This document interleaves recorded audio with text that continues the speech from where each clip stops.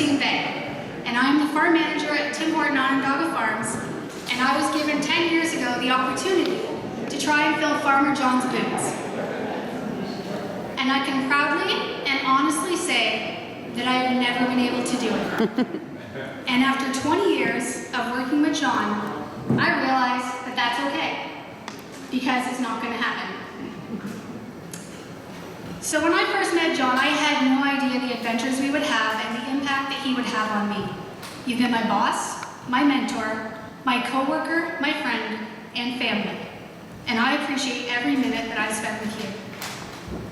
So I'd like to thank everyone for joining us today to celebrate John and Pam as neighbors, coworkers, friends, and family for over 50 years in this community.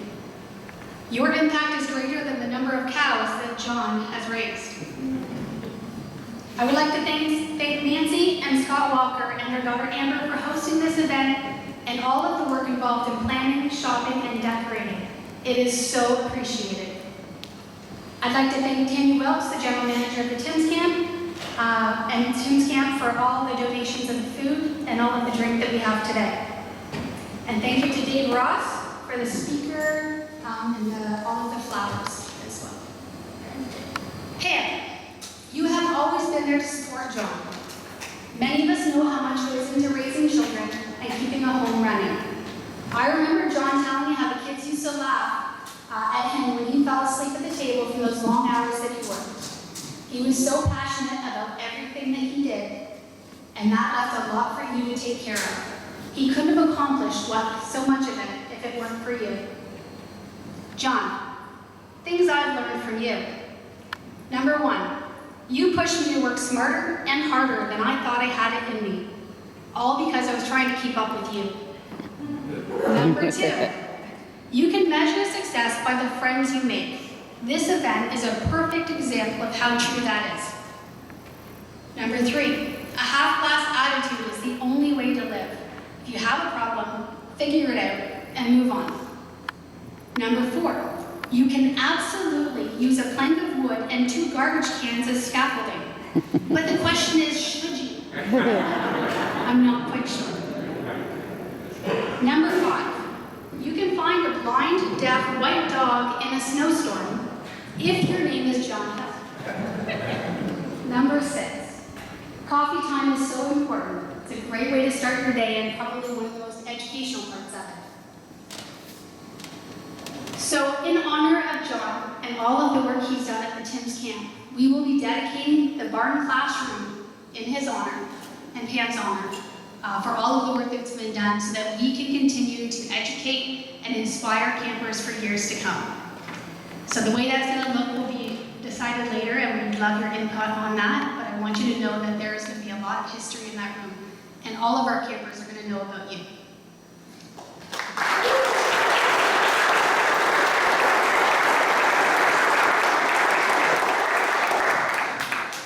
So last but not least, I want to share a quote that John shared with me way back when we first met. He always told me about Gil and Molly and some stories, and some pretty funny stories that I'm sure he's probably shared with some of you. One of the things he always said about Molly, though, is if you'd ever met her, you would never forget her. And I would say the same thing about you, John. Nobody will ever forget you. You are an icon. So, thank you.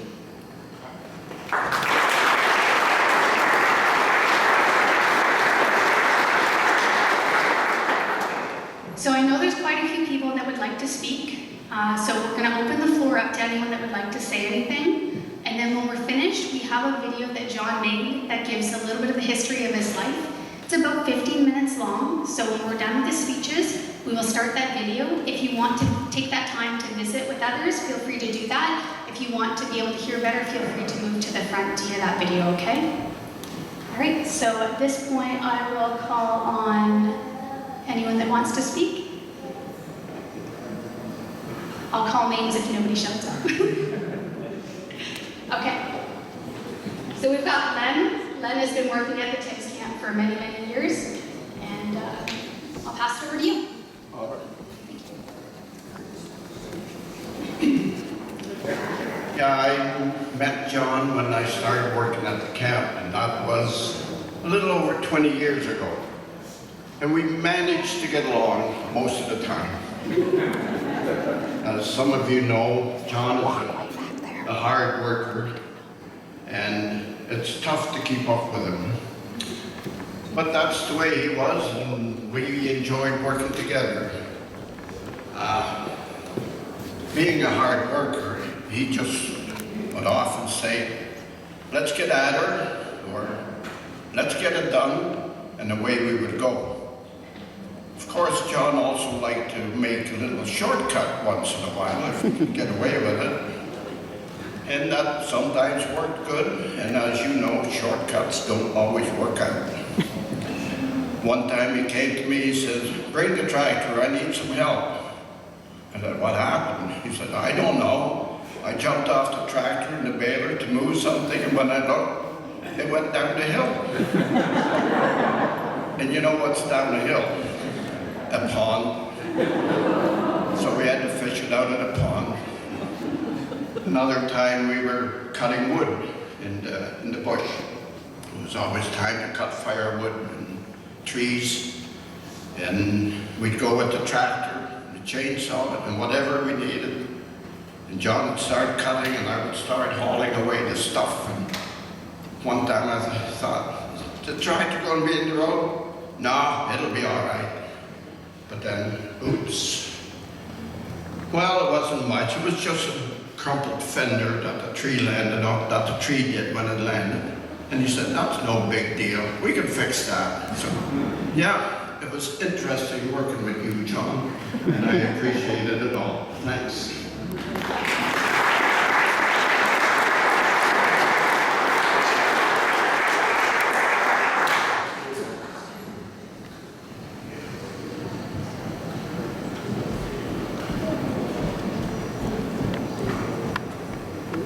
Hi, my name's Dave. I had the pleasure to meet John and Pam going on 22 years ago, I think, just down the road here, when I first got a job that ultimately led to me be having the honor of being the executive director and the president of the Tim Hortons Foundation for a good 19 years or so. And so I had that amount of time to work with John and Pam and see what he did. I have a bunch of memories, and one though is I can't forget the first time we came, because it was just to come and see the farm. And they used to have, you guys remember that, you would do these dinners like right out in front of the barn. Everything was so meticulously cared for. You talk a lot about John's work ethic, but it was also his like strong like value set and belief that things had to be done right. You know? And I remember all the years that the camp came into being, you could always count on John to remind you in the best way possible that maybe something wasn't going to be looked after in the way that he or Gil had it in their hearts that we were trying to leave the camp in those kind of hands. And you want to talk about legacy. When I think about John, all the things that he's done in this area, you don't have to look far. You could set a drone up and fly around. You'd see trees planted all along this roadside. You know, you'd see sweet chestnut plantation and the research that was going on in there. You'd see wetlands and the returning of wildlife into this area and the corridors that they created and the education that they put into the camp. And till my last day of working there, John was always the one who wanted to make sure that he was going to remind people of what the vision was for this property and how it was going to be something for generations to come. And he wasn't just a guy that wanted to work on the tractor or birth cows or plant trees. He also was the one that was, he and Pam, that would be right there on time every time that there was a closing camper banquet, to sit there and listen intently to the stories that these kids were telling about what it meant for them to come to this farm and the lessons that they learned or the things that they were going to take home with them. That's what really mattered in my mind to John, and still does, is what people get out of the work that he does, not just the work that he does. So John just told me like right before here that he's not really retiring, and I said I'm really glad to hear that. He's just not doing one thing and he's replacing it with a few other things. Maybe looking after the leg a little bit, maybe not chasing after cattle quite as fast. But I know that John's going to continue on doing all sorts of amazing things in this area. And I just want to thank you, John, on behalf of myself, because it's an inspiration to be around someone that has such a life goal, you know, a vision for what you want to do and achieve. And it's something that I think we can all learn from. So thank you, John, and Pam. It was just wonderful to spend time with you over the last, let's say, 2 decades. So congratulations on that.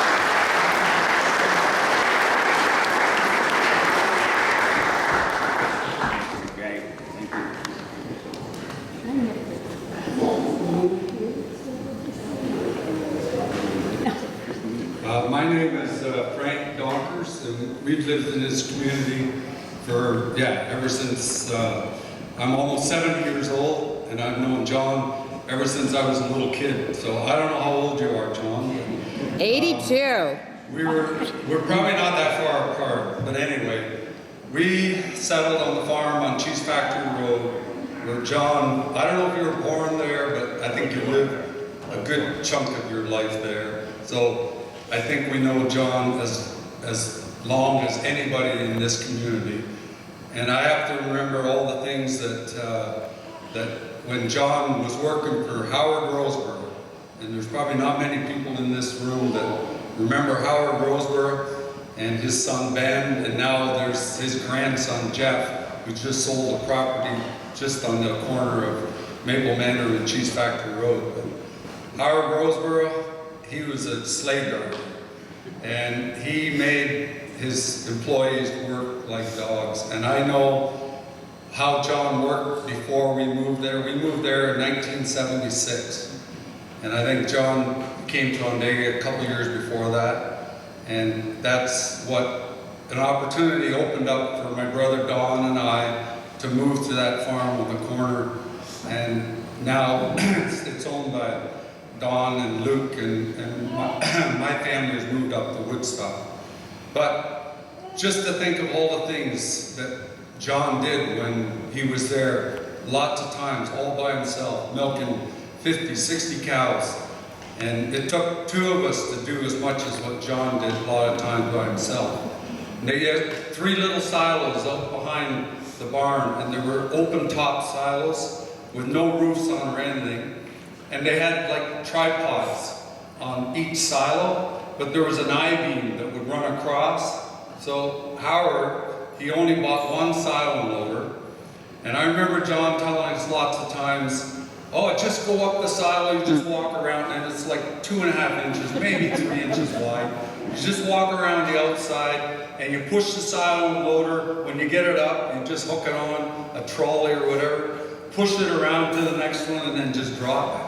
There's no way in hell that we were going to do that, because, you know, they were 45, 50 feet up in the air. But that was his job, and you know, he did it without even asking questions. And, you know, and in that old barn, it was unbelievable. It still is, because the ceilings were like 14, 15 feet high. And I remember the stories of John having to pitch out, you know, pens that were maybe 3 feet high in you know, manure.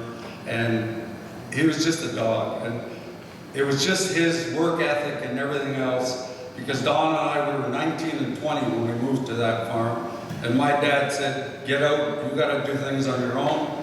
And just, when John would come back and tell us stories of how he managed and how we worked there, it was just an inspiration for us too. And that's why probably we're as successful as we are, because it was a lot to do with John Hill. But anyway, I thought I'd have to get up, because I'm probably the oldest guy here that knew John when he was a young guy. So thank you, John.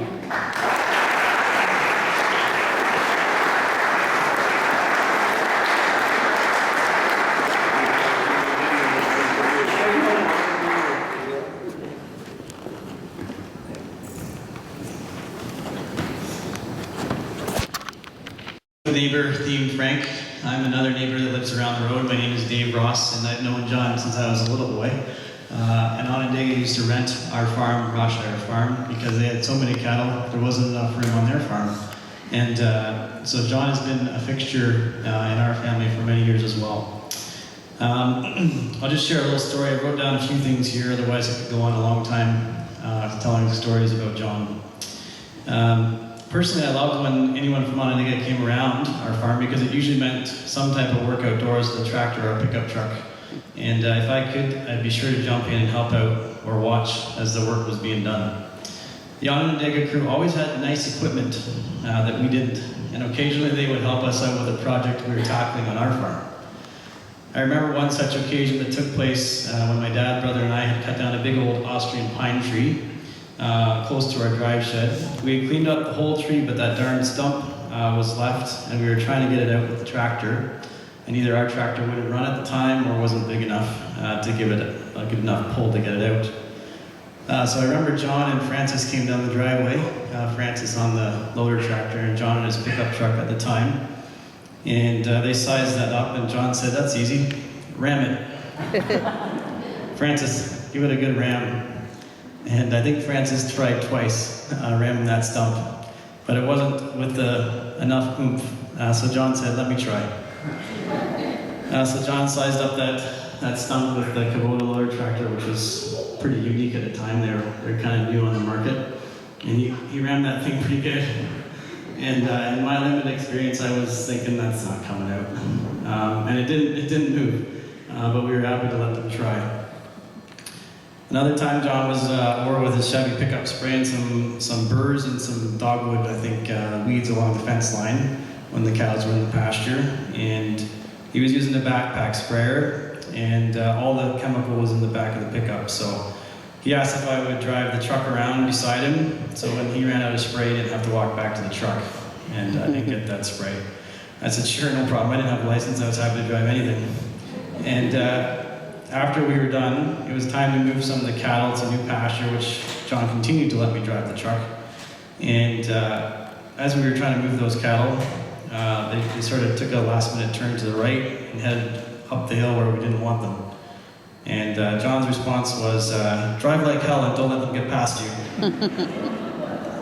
So I floored it, and soon we were in a real-life Chevy truck commercial, and all I could hear was "Like a Rock" playing in the background of my mind as the truck bounced over ruts, and we still didn't keep the cows from going up the hill. This was fun. I thought I could really get into enjoying the farm life. It was soon after that I asked if I could work with John and Francis for a summer, and while they were kind enough to have me, my mom wasn't so sure and a little worried what I might get up to and the potential danger I might encounter. I think it was likely 12 or 13 at the time. So much to my disappointment, it didn't end up working out for me to work with Onondaga that summer. But fast forward about 25 years, and in 2015, John began teaching Scott and Clark and I how to care for and raise and calve Hereford cattle. And this was the beginning of many adventures on Windy Hill Farm, Tim Horton's Onondaga Farm, and my farm, Roshire Farm, that I eagerly anticipated so many years earlier. So John, I want to say a big thank you for all you have taught me about farming beef cattle and cutting hay over the past 7 or 8 years. And this was all done on the side because you were working for Tim Hortons at the time. It has been an amazing adventure and an incredible privilege to learn from, I think, one of Canada's best beef farmers. The lessons I've learned, including how much you can really get done on a Saturday when you start at 6 a.m., will never be forgotten. Thank you for how much you cared for and supported Scott, Clark, and I as we embarked on this adventure to farm and raise Hereford cattle in beautiful Brant County. And because of your input and guidance, we have made many memories in God's beautiful creation that will last a lifetime. And I know, and now I enjoy passing some of the same life lessons on to those that are younger and working on the farm with myself now. So John, may God bless you and Pam in your retirement, and I hope you take some time to enjoy those adventures with Pam that you may not have had time to do yet. So thank you, John and Pam, for letting John be so involved in helping out on our farms. Congratulations.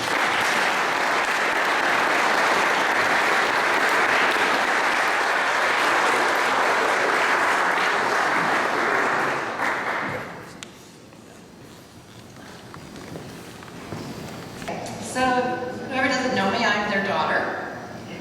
My brother Chris was supposed to be the one up here doing it, but now I have to be a little scared. So thanks, Chris.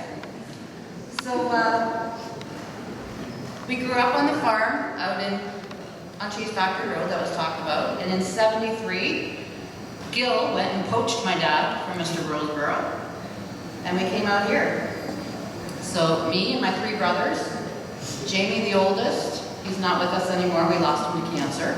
But he's still here with us. Some of the best, his favorite places, we're out fishing in the ponds and the streams out here.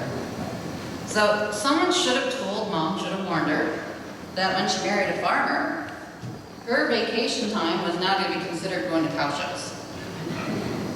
That's it. No vacation time, no playing. When you're a farmer, that's it. But playing in the bushes and out in the streams for us kids, that was vacation. And now we got to raise our children out in this atmosphere too, so we thank you for that. So my mom and dad, they've been like a force in the community forever. Back in the flood of '74, like the year after we moved out here, Dad and Gil and I don't know who else were down sandbagging Wyden's house to save it from the river. Mom and Molly and I don't know if it was Sharon or Julie that were helping make sandwiches and coffee for the men and for the firemen that are down walking off the highway. If you heard screams from your next door neighbor, you didn't phone the cops and call on them. You'd be like Dad, and you go running like a banshee across the fields, jumping over fences, because Mr. Steele rolled his tractor and got caught up in the cutter. So thanks to Dad that day, Mr. Steele lost his leg, but he didn't lose his life. And their 9 children were taken care of by Mom.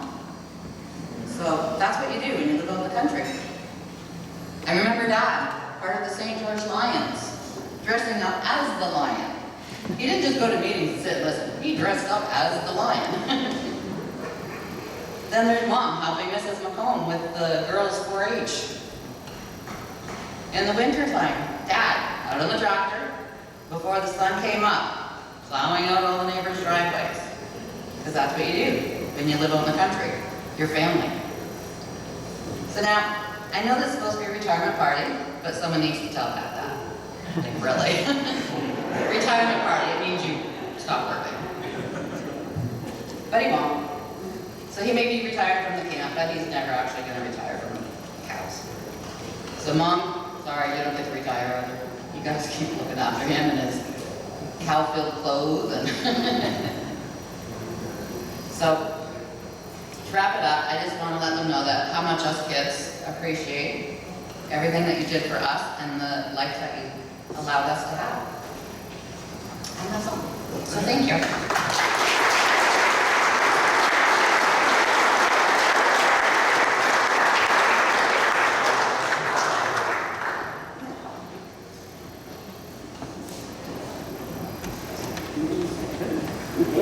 I did it. Thank you. Thank you. Thank you.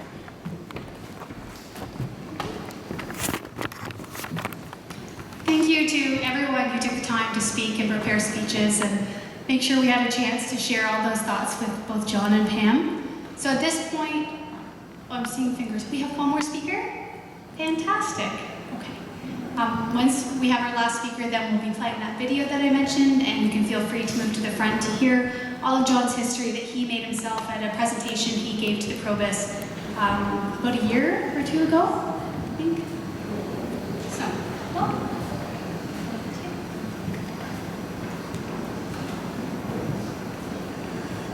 My name's Jim Jackson. I think I've known John longer than anybody in this room. We went to school together, from little tots to right out of school. Best move John ever made was going to Henderson's farm to work, getting out of Rosebrook's farm. Best move he ever made. Moving down here to work for Henderson. John's wife, Pam, I used to go with Pam before John did. I sort of broke off with Pam and then with John, and they got married. That's 63 or 64 years ago. I won't tell you how long ago we've been friends all our lives. And we've done a lot of things, a lot of good things, a lot of bad things too. won't talk about bad things. But I just had to come up and say, John, enjoy your retirement. Make sure, Pam, you make sure he slows down. Because I know it's hard. I retired 22 years ago, and in the last 6 years I haven't had good health. John and Pam come and see me in the hospital. Thank you very much. You have a good retirement.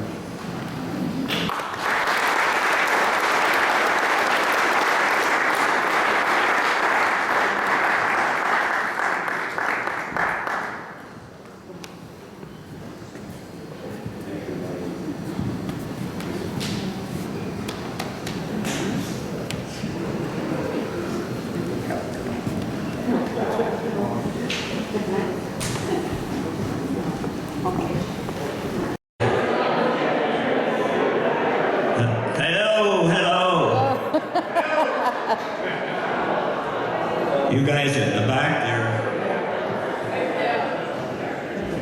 Thank you. Am I too close to this thing?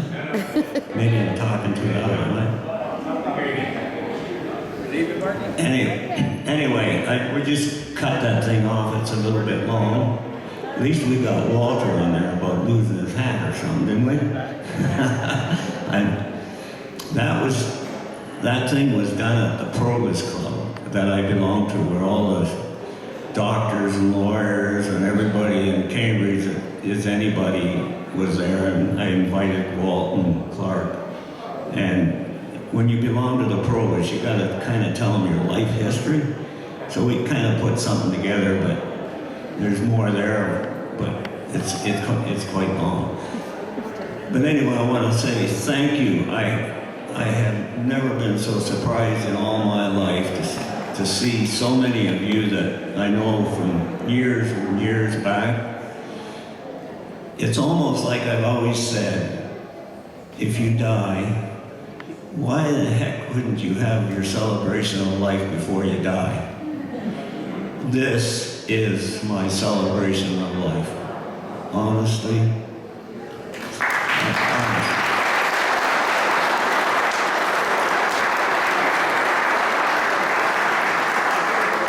And you know, it's not far from the truth. There is some people I've heard want to have their celebration of life first, and then they're just about done. Okay, we're not done with you yet, so you still got many, many years. Thank you. No, I hope that I've always said, being the farmer that I am, my shitty old work boots are going to be on my feet when I go. Thus, I still believe I want to get up at 5 o'clock in the morning, and I still want to be able to look after Dave's cows, Clark's cows, help Scott. I am not ready yet to pack it in no way. But I want to thank every one of you that come through that door there. This was a farm that had a big old barn on here, bigger than the one that's up at the house where I live. And we used to run a couple hundred cows down here. And it was quite a fabulous place. And at one time we run about 2,000 acres. And the only thing wrong with me talking to Gil Henderson, when he said, what about buying another piece of land? Can you handle it? And I'd always say yes. And he'd say, can we do this? And I'd say yes. I never had the guts to say no. He didn't want to say no. So it just wound up so quick. 300 head of cattle on all the farms, 5 o'clock in the morning, 7 days a week.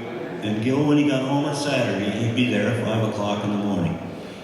But he never ever told me, when you get up in the morning, what to do. He always told me what he wanted. So I'd say yes, and it happened. And one of the first jobs that I got in '73 in the fall, when I come here, can you weld? I said, yeah, I built a horse trailer and it didn't fall apart, so All the steel fences you see at the horse barn and up the road, he had the steel and he brought up a machine, and I put them all together in the fall at the horse barn and then up the road towards the camp. And everything at the camp, you see the steel fences, I put them up. And they're still standing. So I learned how to weld 60 years ago. I don't have a license, but I've seen guys that have a license, and I wouldn't hire them. So, you know, honestly. But I do have all the equipment, and Scott and Nancy have been so good to me that my shop now is in the basement of this barn. And I'm going to have a trailer with my welder, generator, plasma cutter. So if I have to go to Dave's and do some welding in his barnyard or Clark's, I'm going to be having fun. Okay? But say thank you all for coming. And I gotta say, I've accomplished a lot in my life. I built a dairy herd from scratch without the boss man only seeing them on Saturday. I moved here to Henderson and I built a beef herd thanks to Joanne as the secretary in the office. I just had to go and give her the information. But I'm pretty proud of what I've done. And then when Tim Hort's come along, we worked 7 days a week again to make that camp what it is today. And I gotta give the Tim Horton Foundation camps, if you ever had to just come out years ago and give those kids a wagon ride, it is the most wonderful thing that they are doing for children. It's just wonderful. And thank you, Dave. You were there for about all the years when I started, and it was just amazing. I just love those kids. And I got there's a little girl here, Amber. Where are you, Amber? Way back there. She came into the see Pam and I just, I think last year or something. She says, "You won't know me." I said, "No, I don't know you." Beautiful girl, beautiful girl. She said, "I was first time at camp." She must have been 9 years old. And she remembered me as Farmer John. She come to see me. And then she got a job here last year or so. That just shows you how they never forget, you know. But I forgot her because I wouldn't know her. She's a little bit, now I'll never forget her. So thank you, Amber. Anyway, I better shut up. But I gotta say thank you to this lady here because she's put up with one hell of a lot. Okay. Oh yeah. Yeah, Kathy. Where are you, Kathy? Yep, our Cassie girl. Cassie, where are you? Kathy, where'd she go? There she is. Way back there. She now is living with my daughter Lori, and she was at this camp. I had no idea as a girl. A wonderful girl. But anyway, this lady here to put up with me for all these years, Get back up there. and I'm working 7 days a week. We never had any time off in the dairy or even in working for on the dog farms other than getting the plane and going to the shows, going to the sales. But it was a 24-hour day deal. I can remember calving maybe 11 cows all night long. Never had any sleep, eh, Joanne? You know, we just, and then we were into embryo transplant. We did this. Yeah. And all the people that I met from Australia, Denmark, you name it, England, we sold cattle all over the world. I'm pretty proud of what I've done, and good friends like Walt and Joanne. He looked after the swans, he didn't drown. But I've met a lot of people in my life, so I'm just hope that I live another long time yet to keep everybody. You know, if you live too long, you lose all your friends. But anyway, thank you all for coming. I hope to meet all of you. Thank you very much.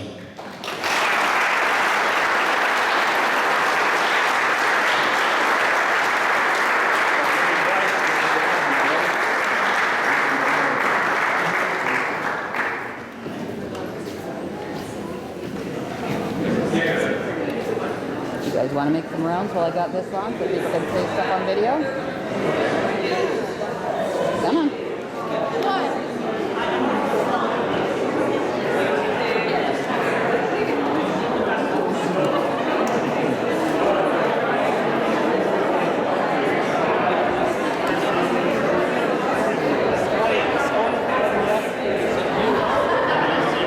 Where's Grandma? Go help Grandma get up here.